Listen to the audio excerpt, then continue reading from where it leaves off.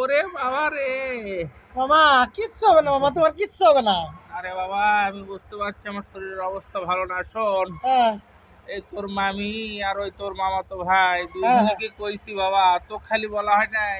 কি মামা? ওই যে তোর মামি একটু কাছাকাছি দিলাম, ধানমন্ডিতে তোর মামিক দিয়ে দিলাম। আচ্ছা। আর তোর মামাতো ভাই আমার ছেলে, যেটা একমাত্র ছেলে, হ্যাঁ।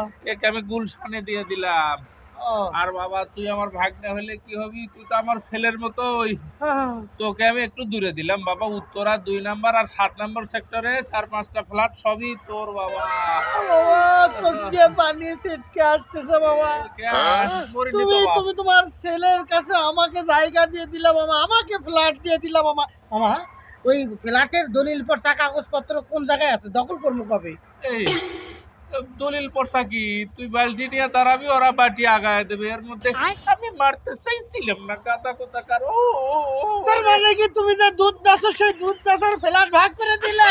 সেটাই তো দিলাম রে পাগলা।